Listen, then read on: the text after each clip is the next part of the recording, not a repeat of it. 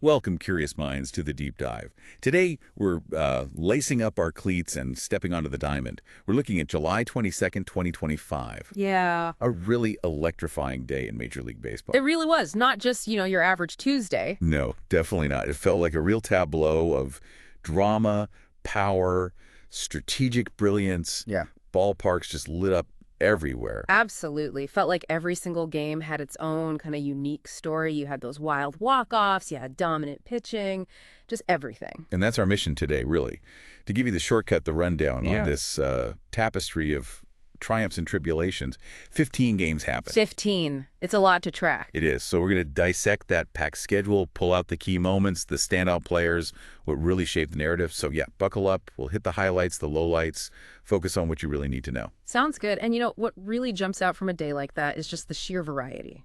Total unpredictability sometimes, then pure offense, then, like I said, pitching just taking over. Okay, let's start with that unpredictability because, wow, some of those endings were just something else. Take the Phillies beating the Red Sox 3-2 in 10 innings. How it ended. You almost can't believe it. Right. A walk-off, get this, via catcher's interference. Bases loaded, bottom of the 10th. Catcher's interference, you almost never see that end a game. Right. Apparently it's the first time since 1971 for a walk-off. The catcher just impedes the swing, runner automatically scores from third, game over. Wow. So, yeah, not one with a big homer, but like small ball, good pitching, and then this incredible stroke of luck, maybe. Well, luck, but the Phillies did their part too. Zach Wheeler was solid, 6 innings, only 2 runs. Sure. And Bryce Harper, even though he wasn't, directly involved in that final play, he's just been on a scorching hot streak. He helped set that offensive tone. Yeah, he does. But for Boston, man, losing that way, that's got to be gut-wrenching. Wow, absolutely. It just hammers home those razor-thin margins in Pro Bowl, right? And how much one defensive mistake, even a weird one like interference, can hurt in crunch time. What do you think? How does a team even process a loss like that? It's got to be tough to shake off quickly. But maybe it's also that stark reminder, like you said, you have to be sharp every single second, especially late in games. Yeah, no room for error. And speaking of momentum shifts and late game drama over New York, the Mets and Angels, another turnaround. Mets win 7-5. Right, and the Angels looked like they were cruising. They had, what, a 5-2 lead going into the bottom of the 7th? Exactly. Tyler Anderson pitched pretty well for them, looked comfortable. And then it just fell apart for LA. It really did. Defensive mistakes, the bullpen couldn't hold it. Yeah, that game was like a perfect example of how fast momentum can just completely flip in baseball. The Angels kind of imploded with those errors and the bullpen issues, and you got to give the Mets credit. They jumped all over it. They did, took advantage of every opening. It's just that critical reminder, isn't it? You absolutely need clean defense and a bullpen you can trust to lock down those late leads. Otherwise, a 3-run lead can just vanish. Poof. Okay, so we've had the wild finishes, the comebacks. Let's pivot now to just pure offense. Right, Some yeah. real slugfest went down. Oh, yeah. Like the Guardians and the Orioles. Cleveland wins that one big, 10-5. Yeah, that was an offensive onslaught for sure. The long ball was definitely key. Seemed like it. I mean, Ramon Laureano hit that 2-run shot for Baltimore, gave them a lead for a second there. Right, briefly. But Cleveland's attack was just relentless. Kyle Manzardo, Bo Naylor, they had the key homers that really turned it around. So the Orioles pitching just couldn't handle it, even though they'd been okay recently. Nope. They gave up, 15 hits, just couldn't contain those Guardians bats, showed some vulnerability to, the power stroke, and Cleveland just kept coming. Really impressive offensive display by them. And then across the league, you had the Nationals and Reds. Another high-scoring game. Nats win 10-8. That was a slugfest, too. Just back and forth, a real seesaw affair. Yeah, the Nats jumped out early, right? Yeah. Dalen Lyle had that bases-clearing triple. Yep, and Josh Bell homered. Looked like they might run away with it. But since he fought back. Oh, yeah, they put up a 5 spot in the 4th inning, showed a lot of resilience, battled right back into it. It's been a tough night for the bullpens on both sides. Definitely. 25 hits total between them. That tells you something.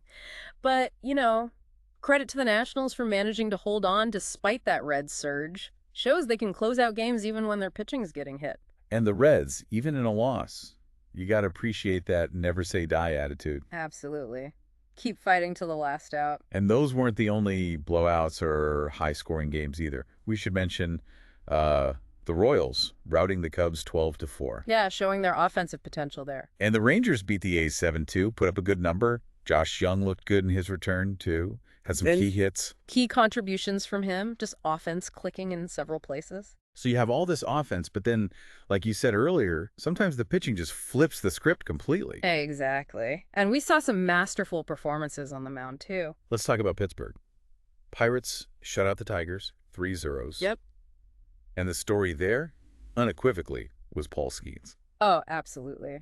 He was dominant, 6 innings, just 3 hits, 6 strikeouts, and he finally gets the W after, a few starts with that one, personally. And that's got to feel good for him and the team. For sure. And what's really interesting is who he did it against. The Tigers came into that game with the best record in baseball. Wow, really?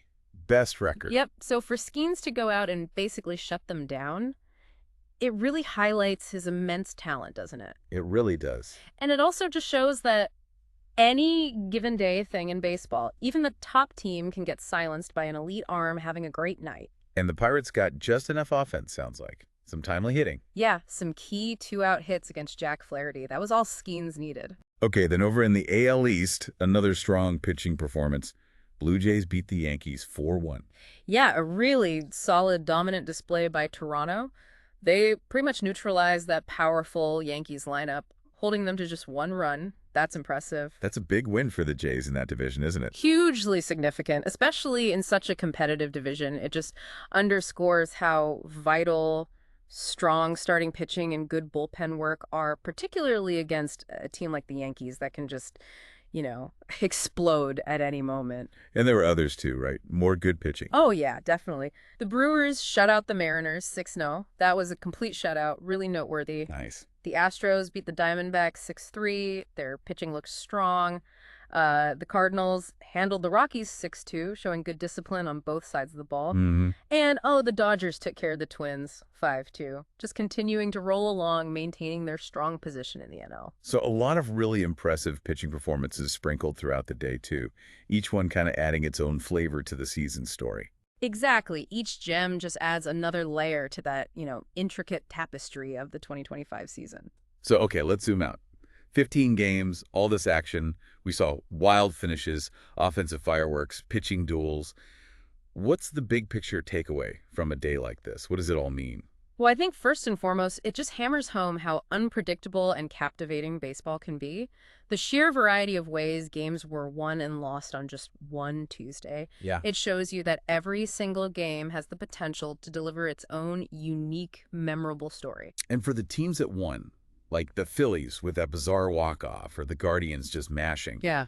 Those wins have to feel huge, right? Like a real psychological boost. Oh, absolutely. Wins like that, especially the really dramatic ones or the ones where you dominate, they build serious camaraderie and confidence. Yeah, I bet.